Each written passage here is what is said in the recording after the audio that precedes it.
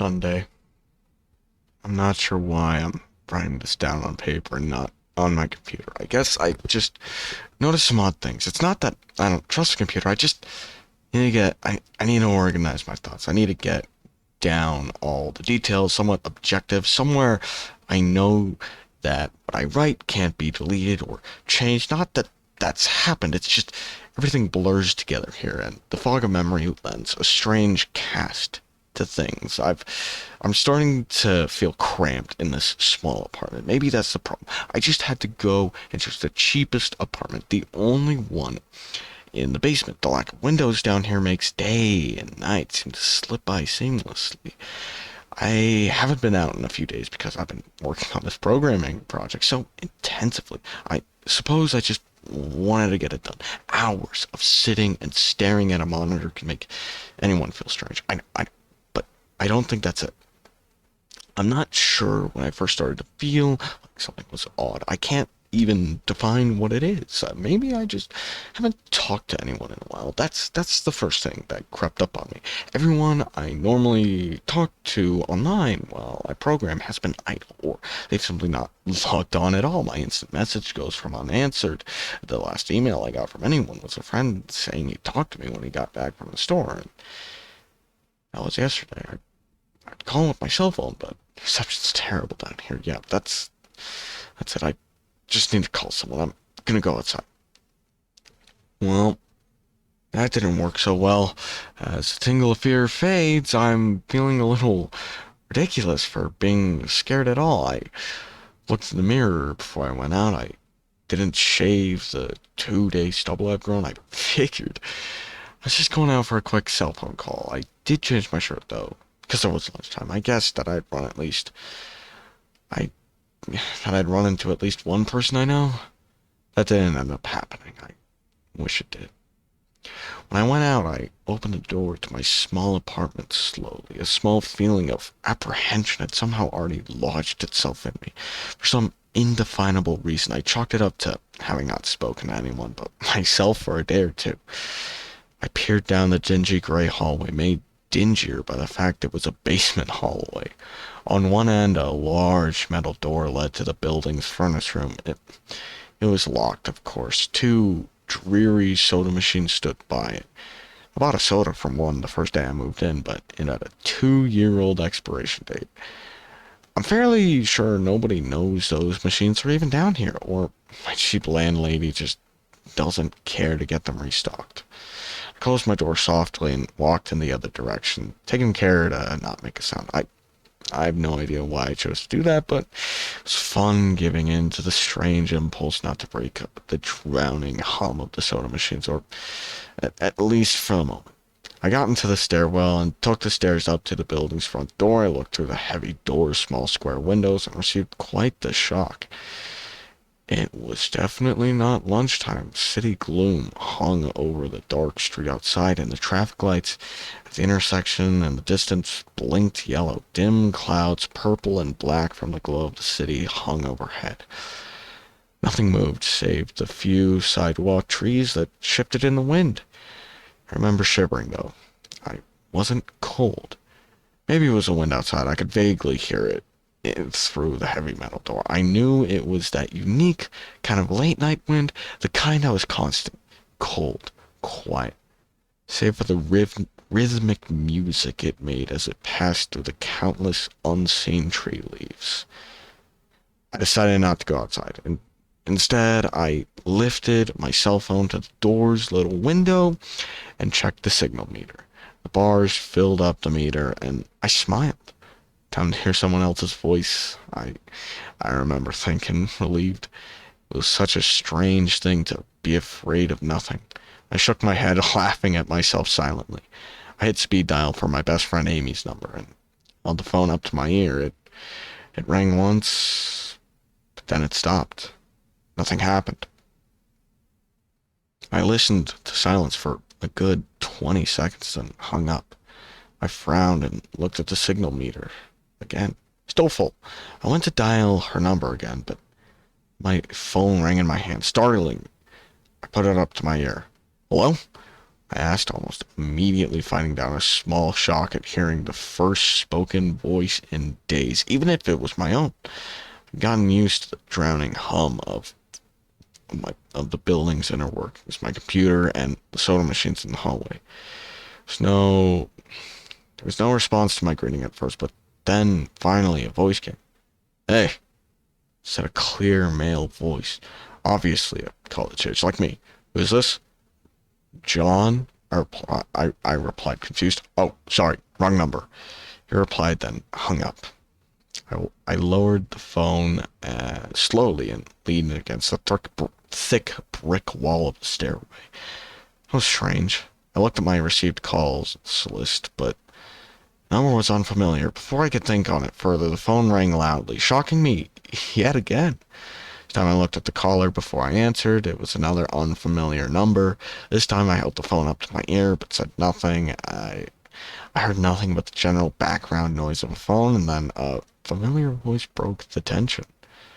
"John?" was a single word in Amy's voice. I breathed a sigh of relief. "Hey, it's you," I replied. "Who else would it be?" she responded. "Oh, the number. I'm at a party on 7th Street, and my phone died just as you called me. This is someone else's phone, obviously." "Oh, okay," I said. "Where are you?" she asked. My eyes glanced over at the dry, whitewashed cylinder block walls and the heavy metal door with its small window. "At my building," I sighed. "Just feeling cooped up. I didn't realize it was so late." "You should come here," she said, laughing. "Nah, I don't feel like looking for some strange place by myself in the middle of the night," I said, looking out the window at the silent, windy street that secretly scared me just a tiny bit. "I think I'm just gonna keep working or go to bed." "Nonsense," she replied. "I can come get you. Your building is close to 7th Street, right?" "How drunk are you?" I asked lightheartedly. "You know where I live." Oh, of course," she said abruptly. "Guess I can't get there by walking, huh?"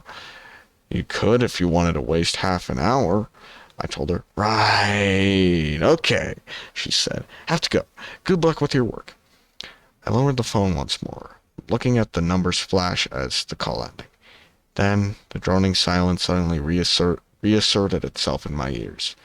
The two strange calls and the eerie street outside just drove home my aloneness in this empty stairwell. Perhaps, having seen too many scary movies, I had the sudden, inexplicable idea that something could look in the door's window and see me, some sort of horrible entity that hovered at the edge of aloneness, just waiting to creep up on unsuspecting people that strayed too far from other human beings. I knew the fear wasn't rational, but nobody else was around, so I jumped down the stairs, ran down the hallway into my room, and closed the door as swiftly as I could while staying silent. Like I said, I feel a little ridiculous for being scared of nothing, and the fear has already faded. Writing this down helps a lot. It makes me realize that nothing is wrong. It filters out the half-formed thoughts, and fears only leave cold, hard facts.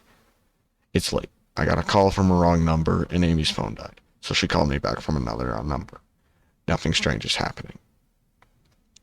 Still, there was something a little off about that conversation. I know it could have just been the alcohol she'd had, or was even her that seemed off to me, or was it? Yes, that's it. I didn't realize until this moment. Writing these down, I knew writing these things down would help. She said she was at a party, but I only heard silence in the background. That doesn't, of course, that doesn't mean anything in particular, as she could have just gone outside to make the call. No, that couldn't be it either. I didn't hear the wind. I needed to see if the wind was still blowing. Monday. I forgot to finish writing last night. I'm not sure what I expected to see when I ran up the stairwell and looked out the heavy metal door's window. I'm feeling ridiculous. Last night's fear seems hazy and unreasonable to me now. I can't wait to go into the sunlight. I'm going to check my email, shave, shower, and finally get out of here. Wait, I think I heard something. It was thunder. The whole sunlight and fresh air thing didn't happen. I went out into the stairwell and up the stairs only to find disappointment. Heavy metal doors, little windows showed only flowing water, and torrential rain slammed against it. Only a very dim, gloomy light filtered in through the rain, but at least I knew it was daytime. Even if it was a gray, sickly, wet day, I tried looking out the window and waiting for lightning to illuminate the gloom, but rain was too heavy, and I couldn't make out anything more than vague, weird shapes at odd angles and the waves washing down the window.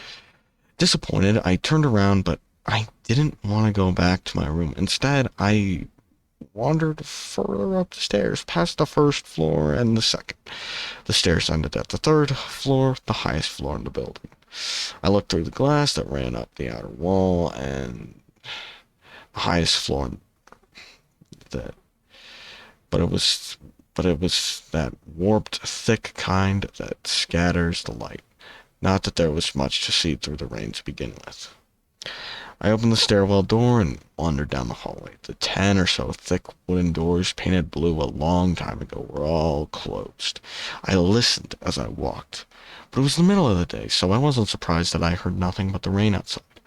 As I stood there in dim hallway, listening to the rain, I had a strange, fleeting impression that the doors were standing like silent granite monoliths, erected by some ancient forgotten civilization for some unfathomable guardian purpose.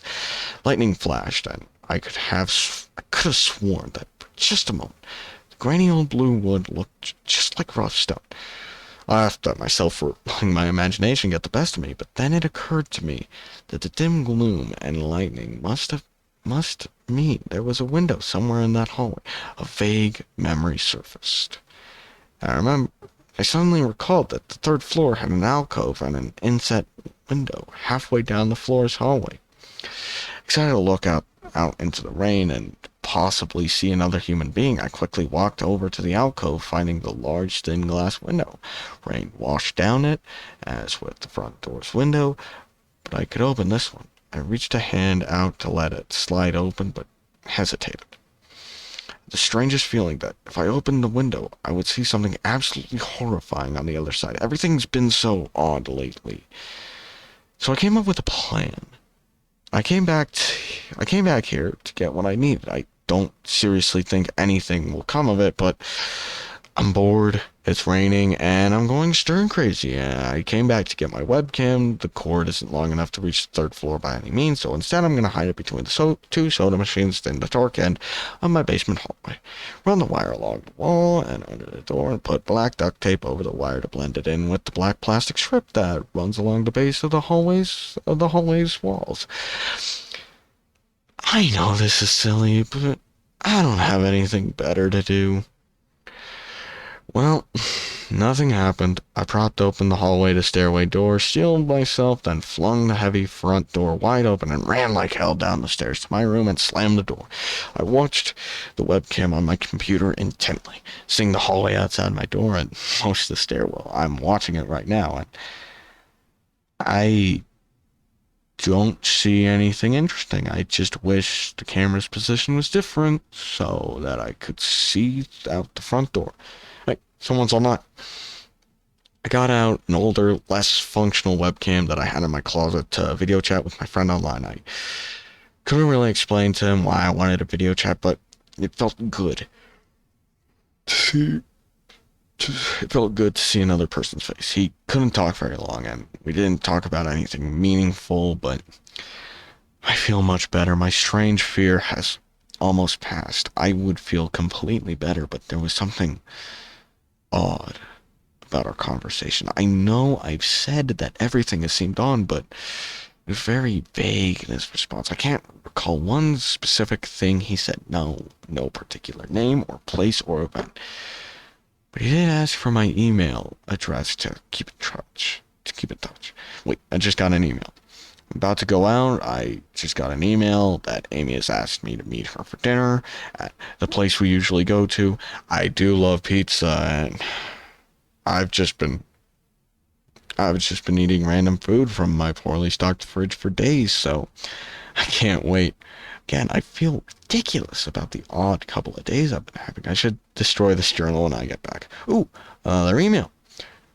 Oh my god, I almost left this email and opened the door. I almost opened the door. I almost opened the door, but I read the email first. It's from a friend I hadn't heard from in a long time, and it was sent to a huge number of emails that must have been every person he had saved in his address list. It had no subject, and it said simply, "Seen with your own eyes, don't trust them, they." What the hell is that supposed to mean? The words shock me, and I keep going over and over them. Is it a desperate email sent as just something happened? The words are obviously cut off without finishing. On any other day, I would have just dismissed this as spam from a computer virus or something, but the words, "Seen with your own eyes." I can't help but read over this journal and think back on the last few days and realize I have not seen another person with my own eyes or talked to another person face to face. The webcam conversation with my friend was so strange, so vague, so eerie. Now I think about it, was it eerie? Was the cloud is the fear clouding my memory, my mind towards with the progression of the events I've written here, pointing out that I have not been presented with one single fact that I did not specifically give out unsuspectingly. The random wrong number that got my name and the subsequent strange return call from Amy, the friend that asked for my email address. I messaged him first when I saw him online, and then I got my first email a few minutes after that conversation. Oh my god, the phone call with Amy. I said over the phone, I said that I was within a half-hour's walk of 7th Street. They know I'm near them. What if they're trying to find me? Where is everyone else? Why haven't I heard or seen anyone else in days? No, no, no. This is crazy. This is absolutely crazy. I need to calm down. This madness needs to end.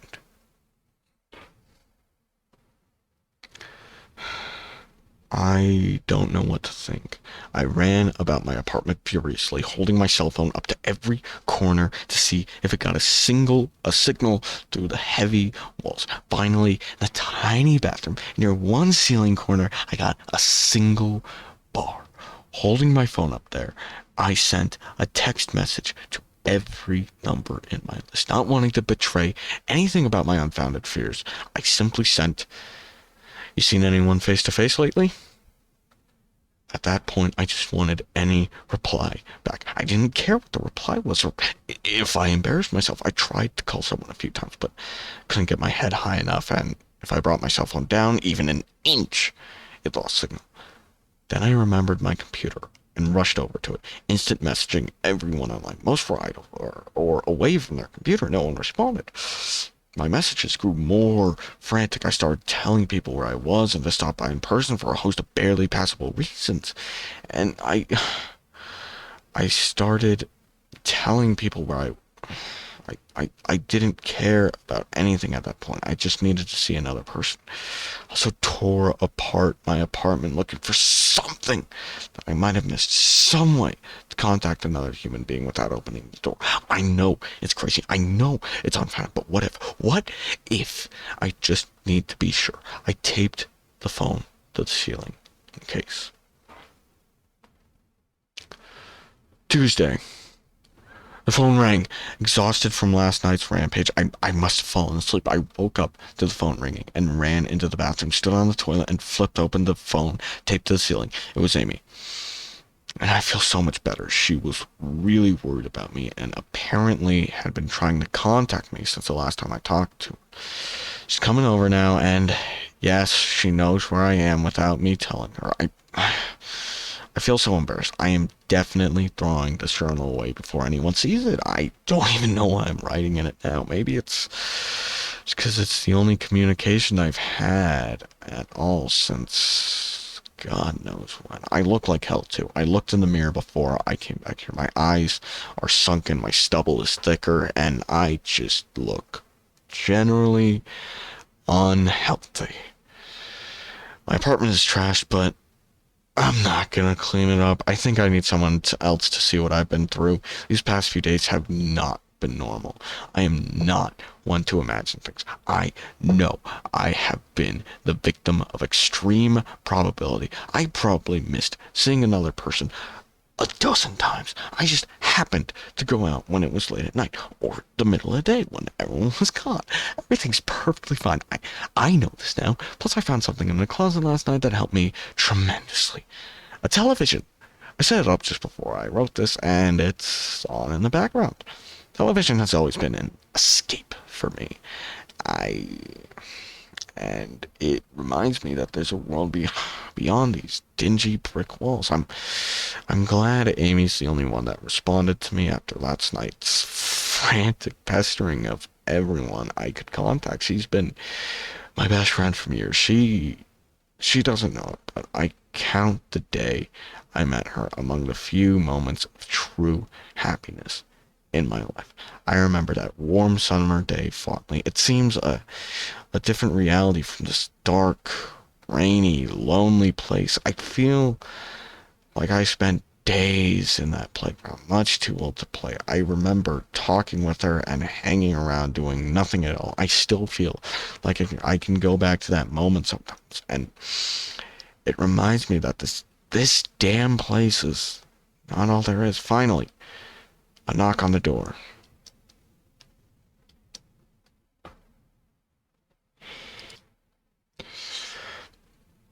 I thought it was odd I couldn't see her through the camera I hid between the two soda machines.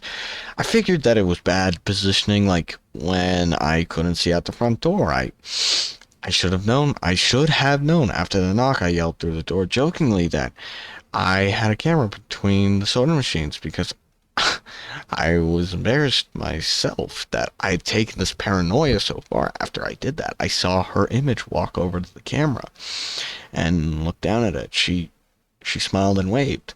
"Hey," said the camera brightly, giving it a wry look. "It's weird, I know," I said into the mic attached to my computer. I've had a weird few days. "Must have," she replied. "Open the door, John." I hesitated.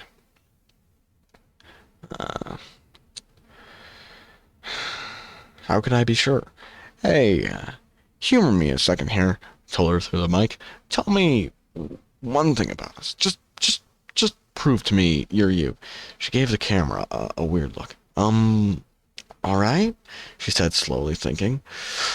"We met randomly at a playground when we were both way too old to be there."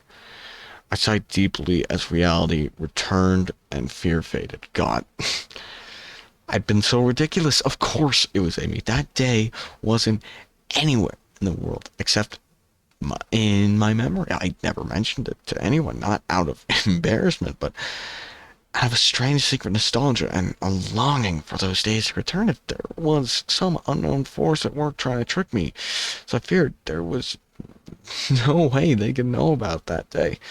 All right, I'll explain everything, I told her. "Be right there." I ran to my small bathroom and fixed my hair as best I could. I looked like hell, but she would understand, snickering at my own unbelievable behavior and the mess I'd made of the place. I walked to the door. I put my hand on the doorknob and gave the mess one last look. So ridiculous, I thought. My eyes traced over the half-eaten food lying on the ground, the overflowing trash bin, and the bed. I tipped to the side looking for God knows what. I almost turned to the door and opened it, but my eyes fell on the one last thing, the old webcam, the one I used for that eerily vacant chat with my friend. Its silent black sphere lay haphazardly tossed aside, its lens pointed at the table where the journal lay. An overwhelming terror took me as I realized something.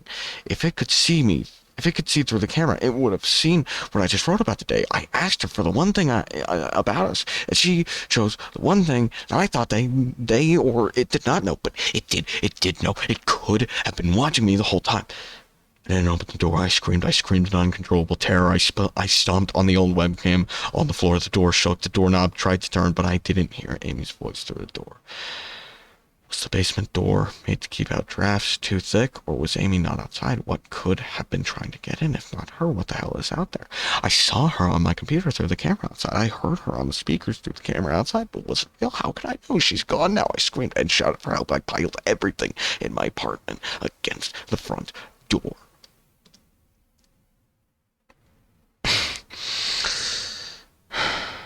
Friday. At least I think it's Friday. I broke everything electronic. I smashed my computer to pieces. Every single thing on there could have been accessed by network access, or worse, altered. I'm a programmer. I know every little piece of information I gave out. And since the start, my name, my email, my location, none of it came back from outside until I gave it out. I've been going over and over what I wrote. I've been pacing back and forth, alternating between stark terror and overpowering disbelief.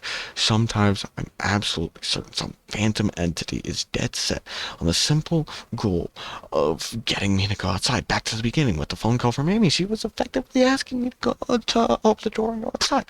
I keep running through it in my head.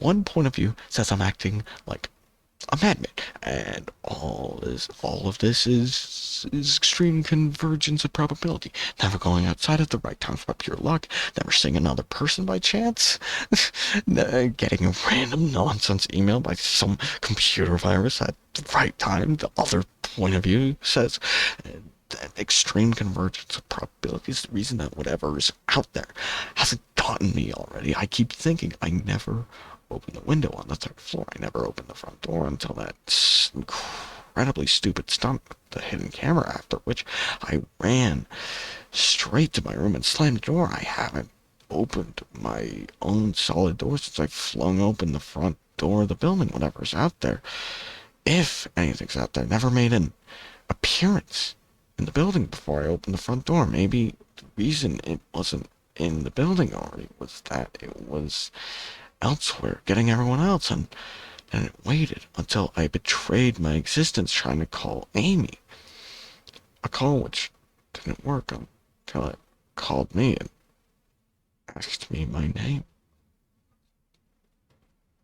Terror literally overwhelmed me every time I try to fit the pieces of this nightmare. That email, short, cut off. Was it someone trying to get the word out? Some friendly voice desperately trying to warn me before it came? Seen with my own eyes, don't trust them. Exactly what I've been so suspicious of. It could have been masterful control of all things electronic, practicing its insidious deception to trick me into coming outside. Why can't it get in? It knocked on the door. It must be some solid presence. The door, the image of those doors in the upper hallway as guardian monoliths flashes back in my mind every time I trace this path of thoughts.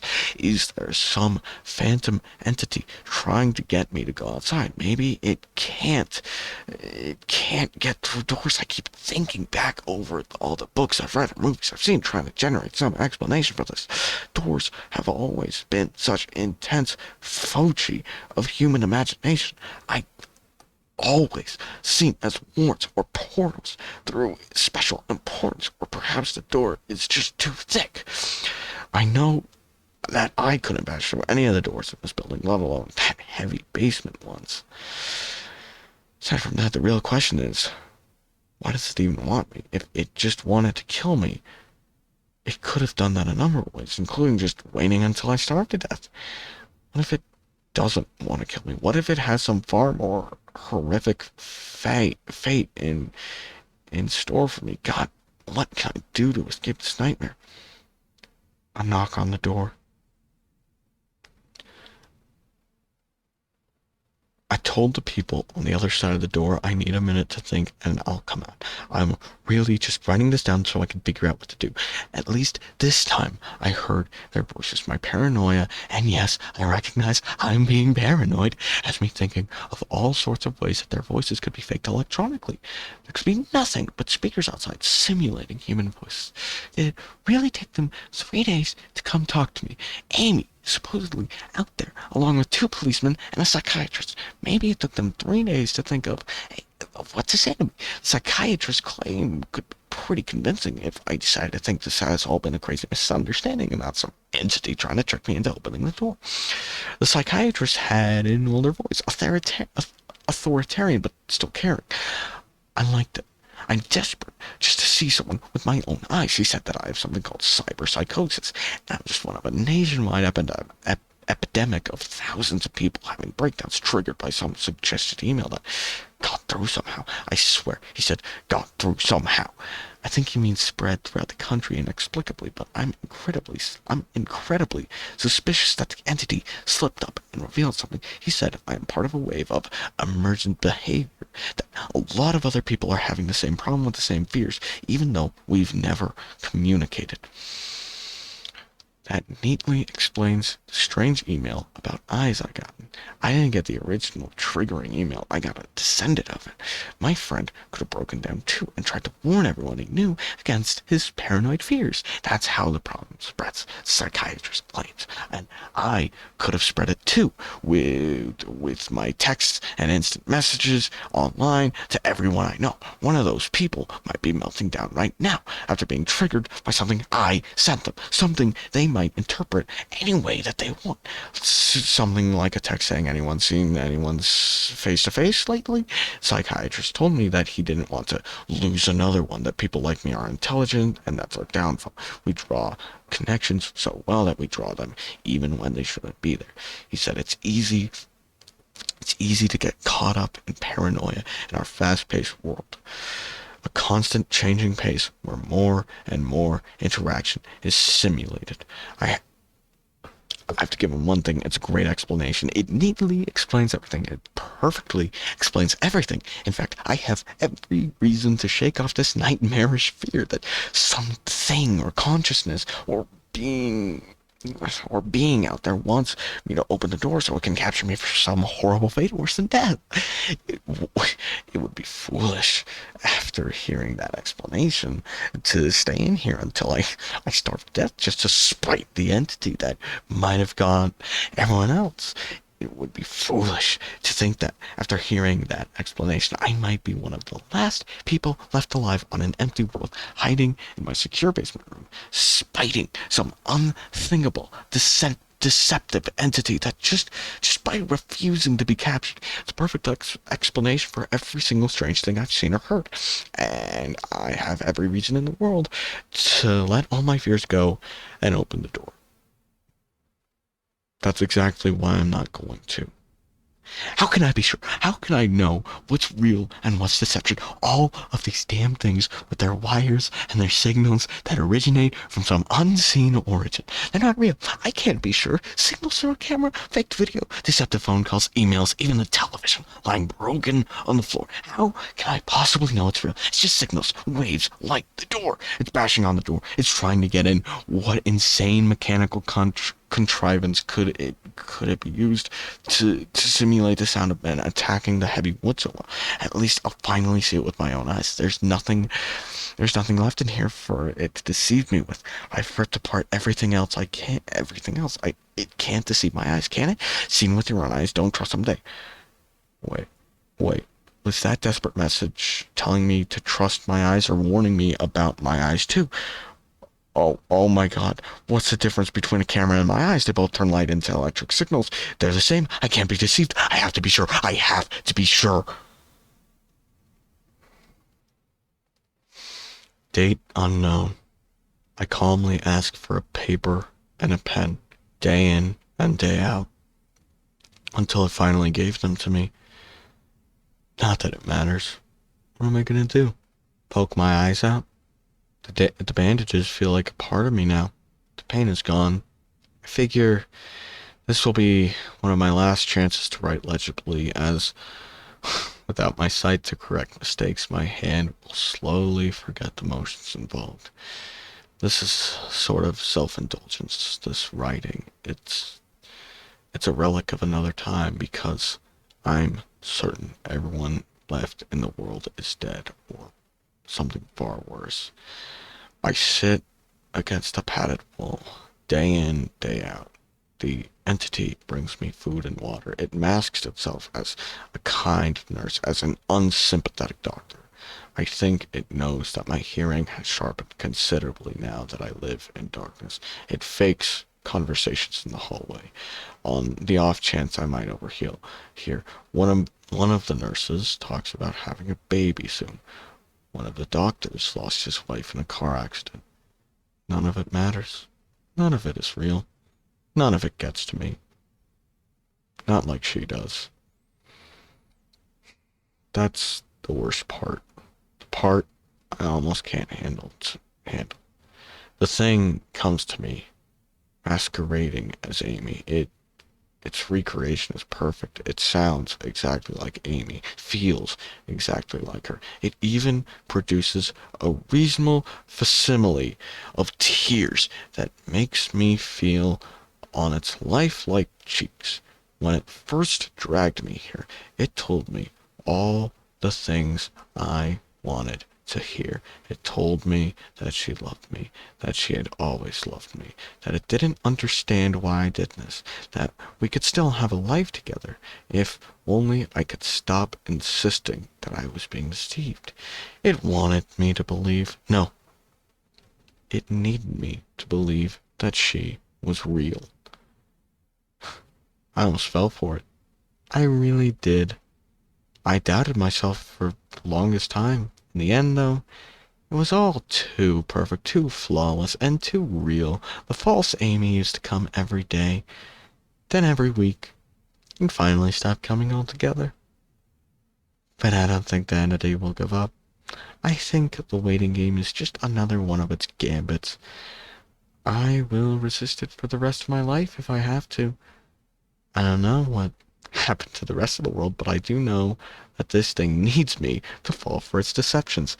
If it needs that, then maybe, just maybe, I'm a thorn in its agenda, and maybe Amy is still alive out there somewhere, kept alive only by my will to resist the deceiver. I hold on to that hope, rocking back and forth in my cell to pass the time. I will never give in. I will never break. I am a hero. The doctor read the paper the patient had scribbled on. It was barely readable, written in the shaky script of one who could not see. He wanted to smile at the man's steadfast resolve, a reminder of the human the human will to survive. But he knew the patient was completely delusional. After all, a sane man would have fallen for the deception long ago.